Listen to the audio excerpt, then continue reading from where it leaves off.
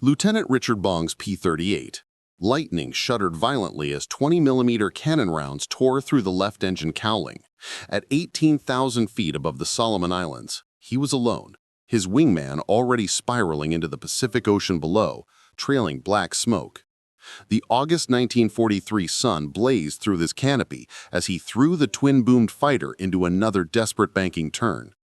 But the Japanese Zero behind him matched the maneuver effortlessly, closing the distance with predatory precision. Bong had been trained at the best fighter schools in America. He knew every defensive tactic in the manual. Barrel rolls, split S's, chandelles, scissors maneuvers, he had tried them all in the last 90 seconds, and the Zero pilot had countered each one with casual efficiency. Now the enemy fighter was less than 200 yards behind him, positioned perfectly in his vulnerable 6 o'clock. Guns lined up for the killing shot that would send Bong to join his wingman in the ocean. His instrument panel was a chaos of warning lights, oil pressure dropping on the damaged engine, airspeed bleeding off as he fought to keep the nose up, altitude winding down as gravity and battle damage conspired against him. In perhaps 10 more seconds, the Zero's guns would finish what they'd started, and Richard Bong would become another statistic in the brutal arithmetic of Pacific air combat. Then, with death staring him in the face and no options remaining in the fighter pilot's playbook, Bong did something that every instructor had warned him would kill him instantly. He rolled the P-38 completely inverted, wheels pointing at the sky, and shoved the control stick violently forward. The Lightning's nose dropped toward the ocean in a screaming vertical dive. But Bong wasn't diving normally, he was plunging toward the Pacific upside down with blood rushing into his skull so fast that his vision turned crimson and the instrument panel disappeared into a red blur. For 2 seconds that felt like an eternity, Richard Bong flew blind through negative G-forces that no training manual said his aircraft could survive. The P-38's twin Allison engines screamed in protest. Loose equipment and spent shell casings floated up from the cockpit floor and slammed into the canopy above his head. His oxygen mask felt like it was trying to tear itself off his face. Every blood vessel in his eyes felt ready to burst. When he finally rolled the aircraft right side up at 12,000 feet, having dropped 6,000 feet in those 2 terrifying seconds, the Zero was gone. Not just behind him, gone completely, vanished from the sky as if it had never existed.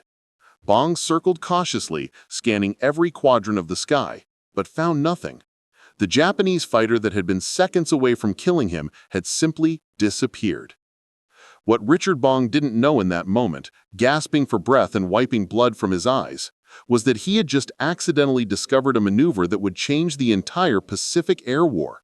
A desperate, impossible, suicidal-looking trick that would break the Japanese Zero's reign of terror over Allied pilots and ultimately help turn the tide of the war in the Pacific.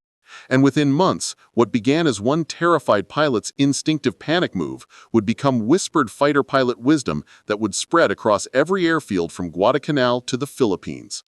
This is the story of how American pilots learned to fly upside down to survive, and how that discovery transformed the deadliest aircraft in the Pacific theater from an unstoppable killing machine into a target that American fighters could finally beat. It's the story of innovation born from desperation, and of how the laws of physics ultimately prove more powerful than the most maneuverable fighter plane ever built. To understand why Bong's accidental discovery was so revolutionary, you need to understand just how completely the Japanese Zero dominated the Pacific skies in 1942 and early 1943. When American pilots first encountered the Mitsubishi A6M0 in combat, they couldn't believe what they were seeing. This Japanese fighter violated every assumption American military intelligence had made about enemy capabilities. The Zero could turn inside any Allied fighter with contemptuous ease. It could climb faster, fly farther, and operate at higher altitudes than anything the Americans had. In the early battles over the Philippines, Wake Island, and the Dutch East Indies, Japanese pilots flying Zeros were achieving kill ratios that seemed impossible. For every 3 Japanese aircraft shot down, the Allies were losing 9. In some engagements, the ratio was even worse. The aircraft itself was a masterpiece of lightweight engineering. Its designer, Jiro Horikoshi, had created a fighter that weighed just 3,700 pounds empty compared to over 5,000 pounds for American fighters like the P-40 Warhawk. This weight savings came from radical design choices. The Zero had no armor plating to protect the pilot. The fuel tanks were unprotected, lacking the self-sealing technology that American aircraft employed. The airframe itself was built to minimum stress tolerances, sacrificing durability for maneuverability. But in combat performance, these sacrifices created a fighter that seemed supernatural. The Zero could complete a 360-degree turn in just under 16 seconds at combat speeds. An American P-40 required 23 seconds for the same maneuver. When two fighters merge in combat, 7 seconds might as well be an eternity. It meant that every time an American pilot tried to turn with the Zero, the Japanese fighter would complete its circle and end up on the American's tail with guns lined up for an easy kill. Before we continue, I'd love to know where you're watching from and what you know about the Pacific Air War. Drop a comment below and let me know if you'd heard this story before. And if you're enjoying these deep dives into World War II history, hit that subscribe button so you don't miss the next one. These stories take serious research to get the details right, and knowing you're out there makes it all worthwhile. American pilots were dying by the dozens because they were trying to fight the Zero on its own terms. Fighter tactics in 1942 were still heavily influenced by World War I dogfighting doctrine. Pilots were taught to turn, to get inside the enemy's circle, to maneuver until they could bring their guns to bear.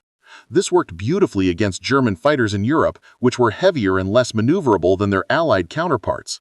But in the Pacific, this doctrine was a death sentence. Lieutenant Commander John Toch, one of the Navy's most innovative tacticians, watched his pilots die in training exercises against captured Zeros and became obsessed with finding a solution.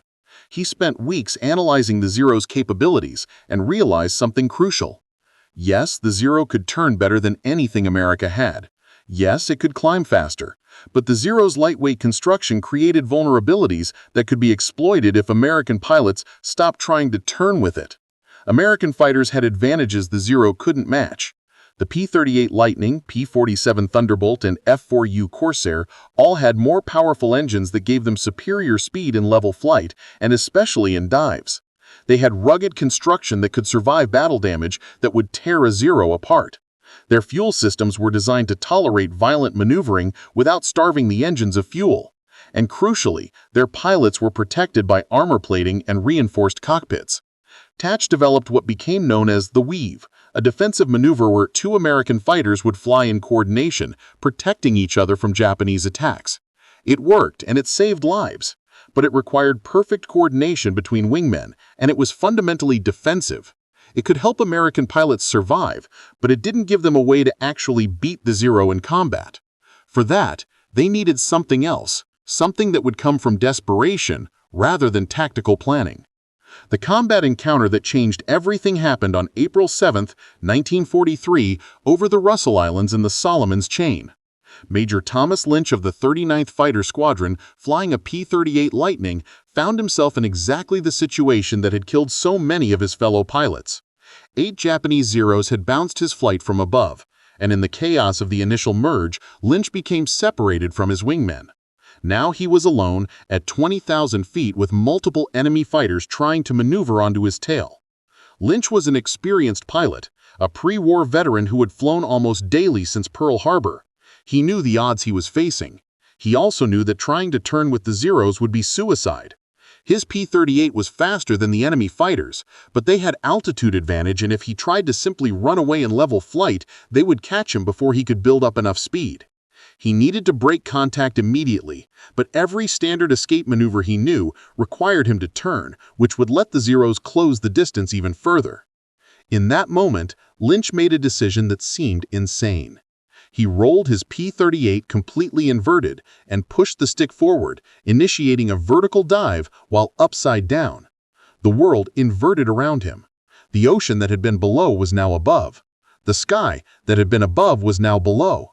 And the P-38, built like a tank compared to the fragile Zero, plunged toward the ocean at increasing speed while Lynch's vision turned red from negative G-forces. What happened next stunned Lynch as much as it would later stun the Japanese pilots. The Zeros couldn't follow. When they tried to roll inverted and push into the dive to maintain pursuit, their lightweight airframes began to shudder and warp under the negative G-forces.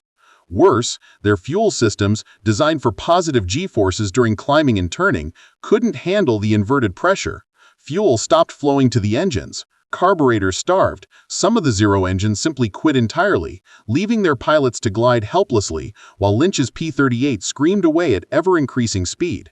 Lynch didn't just escape. At 12,000 feet, he rolled right side up, pulled back on the stick, and used his massive speed advantage to zoom back up to altitude. The Zeros, scattered and confused by his impossible maneuver, were now below him and slower. The hunter had become the hunted. Lynch dove on two of them from above, using his superior speed and the element of surprise. His .650 caliber machine guns converged on a Zero that never saw him coming. The Japanese fighter disintegrated under the hail of bullets. When Lynch returned to base and climbed out of his cockpit, his face was covered in small red dots. Burst blood vessels from the negative G-forces had created hundreds of tiny hemorrhages across his skin. His eyes were bloodshot, the whites almost completely red. He had a splitting headache that would last for 3 days, but he was alive, and he had just discovered something that would change everything. Lynch didn't keep his discovery to himself. That evening, over drinks in the pilot's tent, he described exactly what he had done and what had happened. The younger pilots listened with a mixture of disbelief and fascination. Flying inverted was dangerous. Pushing into a dive while inverted was suicidal, or so they had been taught. But Lynch was standing there alive with 2 confirmed kills to show for it, and he insisted that the Zeros physically couldn't follow him through the maneuver. The physics of what Lynch had discovered were actually straightforward once you understood them. In normal flight, gravity pulls down on a pilot with 1 G of force. During a normal dive, pulling the stick back to curve downward creates positive G forces, pressing the pilot down into his seat. Fighter pilots trained constantly to handle high positive Gs, learning to tense their muscles and control their breathing to maintain consciousness under forces that could reach 7 or 8 Gs in violent maneuvers.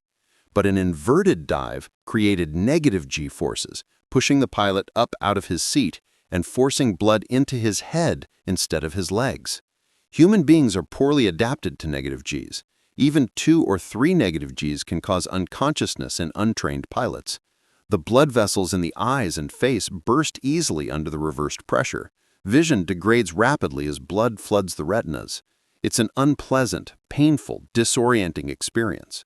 But the critical discovery was that while human pilots could train themselves to tolerate brief periods of negative G-force, aircraft fuel systems couldn't adapt. The Zero's carburetor was designed to work with fuel flowing down from tanks mounted above the engine. When the aircraft went inverted and then pushed into a dive, gravity suddenly pulled the fuel away from the carburetor intake. The engine would sputter, cough, and often quit entirely. The Zero pilot would find himself flying a glider while his American opponent accelerated away. American aircraft had a crucial technological advantage the Zero lacked. Many U.S. fighters, particularly the P-38 and later models of the P-47 and Corsair, used fuel injection systems rather than carburetors. Fuel injection could maintain consistent fuel delivery regardless of the aircraft's orientation. A P-38 could fly inverted for extended periods without the engines missing a beat. The seemingly minor technical difference suddenly became a life-or-death advantage in combat. The tactics spread through the American fighter squadrons, not through official channels, but through the informal network that fighter pilots have always relied on. When you were about to fly into combat, where the slightest edge might keep you alive, you listened to veterans who had survived, and the veterans were increasingly all telling the same story. If a Zero gets on your tail, don't turn, roll, inverted, and dive. The Zero can't follow. Then use your speed to zoom back up and attack from advantage. Pilots started calling it different names: the split S when done from altitude, the inverted escape when used defensively, the negative G dive in formal debriefings. But informally among themselves, pilots called it going upside down on them, and it became the first thing experienced pilots told rookies arriving fresh from stateside training. The official training manuals still warned against inverted flight as dangerous and disorienting, but in the Pacific, it was becoming standard procedure. Captain Robert D. Haven of the 7th Fighter Squadron scored his first kill using the inverted dive in July 1943. A Zero had gotten behind him during a bomber escort mission near New Georgia. De Haven rolled inverted, pushed into the dive and watched in his mirror as the Zero's engine quit trying to follow him. He recovered at 8,000 feet, climbed back up, and caught the Zero still trying to restart its engine. It was the easiest kill of his career, and he would use the same tactic to score 13 more victories before the war ended. The physiological effects of the maneuver were brutal, but survivable. Flight surgeons on Guadalcanal began keeping records of pilots who regularly performed inverted dives, and the data was both fascinating and disturbing. Nearly every pilot who used the tactic reported burst blood vessels in the eyes and face. Headaches lasting hours or even days were universal. Some pilots experienced temporary vision problems. A few lost consciousness briefly during the most violent negative G encounters. But none of that mattered, because the alternative was death. Pilots would joke darkly that they'd rather have a headache and red eyes than a posthumous medal. The flight surgeons documented the effects, but made no attempt to discourage the tactic. They understood what the pilots understood. In air combat against the Zero, you needed every advantage you could find, and a few burst blood vessels were a cheap price to pay for survival. What made the inverted dive particularly devastating was that it completely reversed the tactical situation. Before this discovery, when a Zero got on an American fighter's tail, the American pilot was in serious trouble. His options were limited, his life expectancy measured in seconds. But once pilots mastered the inverted dive, suddenly it was the Zero pilot who was in trouble. The American would roll inverted and dive. The Zero couldn't follow, and within seconds the American was below with massive speed advantage. Then he would pull up in a zoom climb, using his momentum to rocket back above the Zero, and now he was in the perfect attack position, with the sun behind him. Japanese pilots were completely unprepared for this tactical revolution. Their training emphasized turning combat, exploiting the Zero's magnificent maneuverability to get inside an opponent's circle. They had been taught that American fighters were heavy and clumsy, that they couldn't turn or climb, that they were easy prey if you could just get into a turning fight with them. None of their training addressed what to do when an American fighter suddenly rolled inverted and disappeared in a screaming dive that their Zeros couldn't follow. Japanese pilot Lieutenant Saburo Sakai, one of Japan's highest-scoring aces, wrote about his confusion and frustration when he first encountered American pilots using the inverted dive. He described carefully maneuvering into position behind a P-38, lining up for what should have been an easy kill, only to watch in disbelief as the American rolled completely upside down and dove away. When Sakai tried to follow, his Zero's engine sputtered and quit, forcing him to break off the attack while his opponent escaped. What frustrated Sakai even more was that the Americans would then immediately climb back up and attack from above, using their superior speed and the altitude advantage they had gained in the dive. The tactical situation had been completely reversed in just a few seconds. The hunter had become the hunted, and there was nothing Sakai or his fellow Zero pilots could do about it, except avoid getting into tail chase situations in the first place. By late 1943, the inverted dive had evolved from desperate survival tactic to deliberate combat strategy. American squadron commanders were teaching it openly now, despite the fact that official doctrine still frowned on inverted flight. Colonel Neil Kirby, commanding the 475th Fighter Group, told his pilots bluntly in their mission briefings, "If you try to turn with a Zero, you die. If you try to climb with a Zero, you die. Roll inverted, dive, use your speed, and attack from above. That's how you survive, that's how you win." The P-38 Lightning proved particularly effective at exploiting the inverted dive because of its unique twin-boom design. The aircraft's distinctive shape made it instantly recognizable, and Japanese pilots learned to be wary when they saw the twin-boomed silhouette. P-38 pilots developed a reputation for aggressiveness and unpredictability.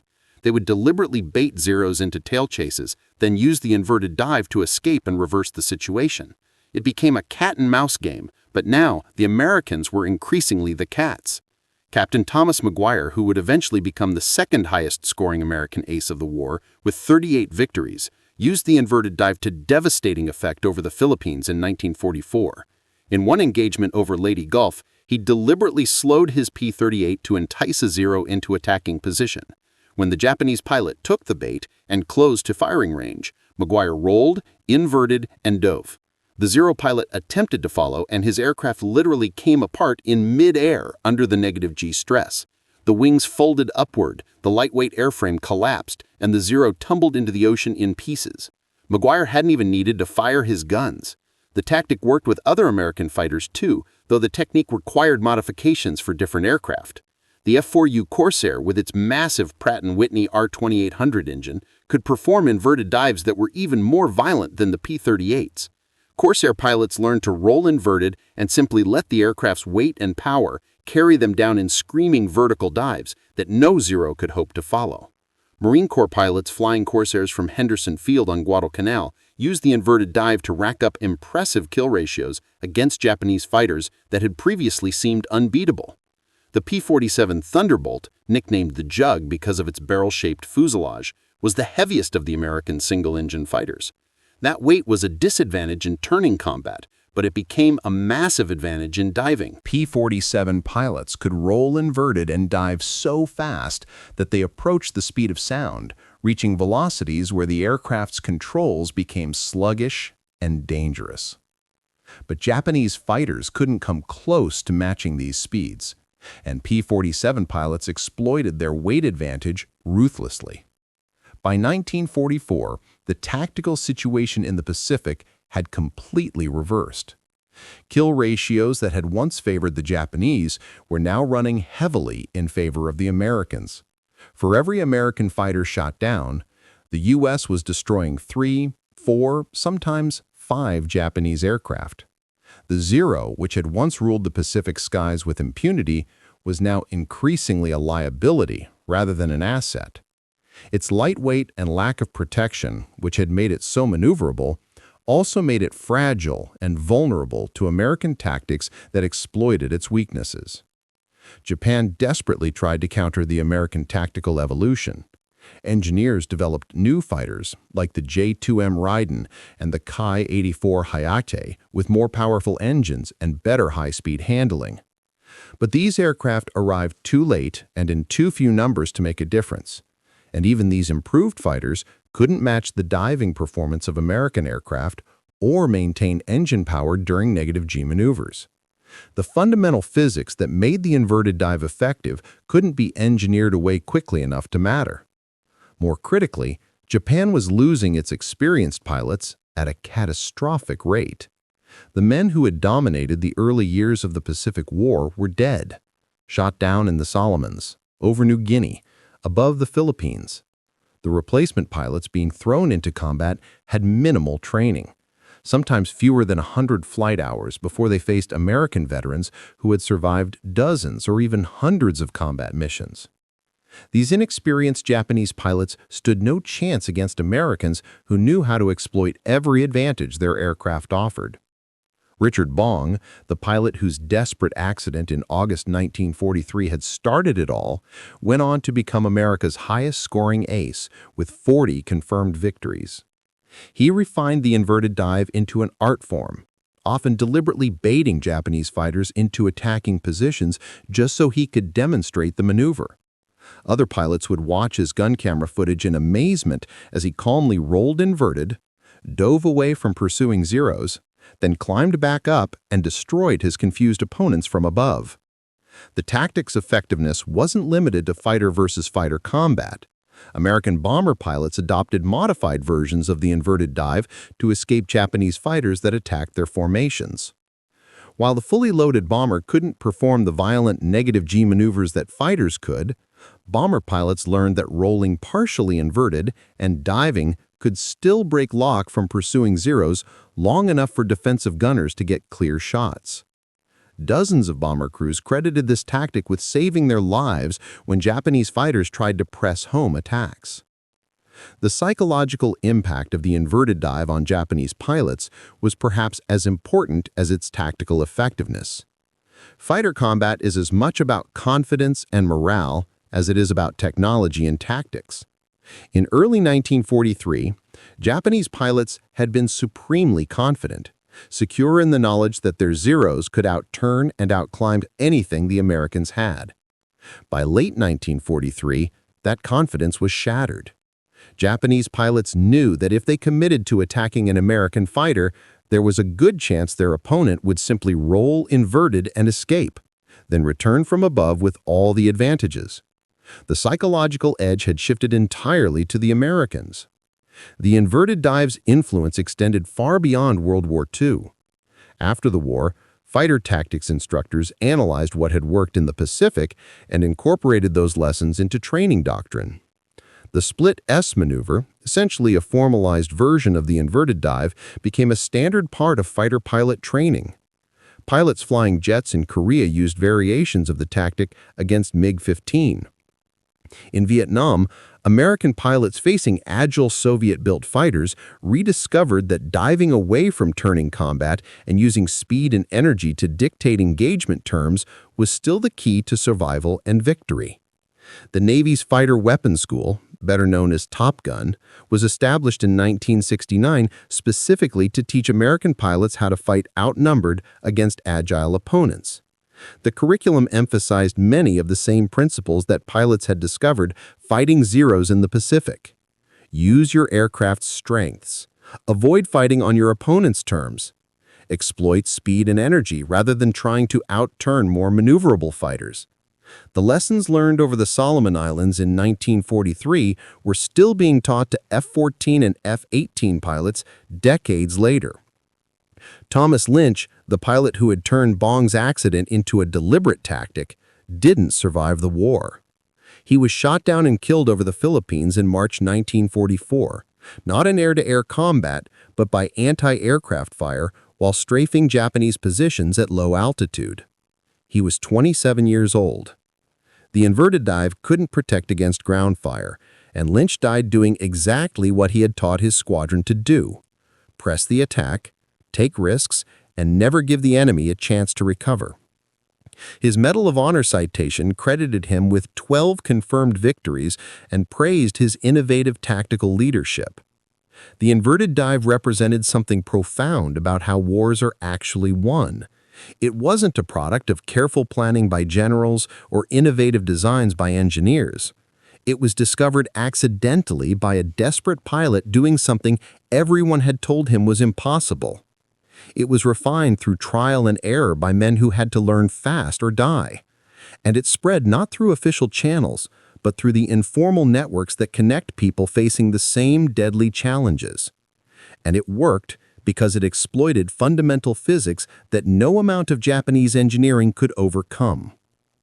The story also reveals how narrow the line between victory and defeat can be in aerial combat. The Zero was genuinely an outstanding aircraft, and in the hands of experienced pilots, it was absolutely lethal. But it had vulnerabilities that could be exploited if opposing pilots could just figure out how. For more than a year, American pilots died by the hundreds because they couldn't crack the puzzle. Then Richard Bong rolled inverted in a moment of desperation, survived by accident, and suddenly the puzzle was solved. The Zero hadn't changed, American aircraft hadn't changed, but the tactics had changed, and that made all the difference.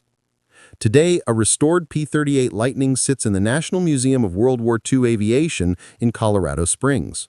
The aircraft, painted in the colors of Richard Bong's plane, still bears the name Marge, after Bong's fiancée.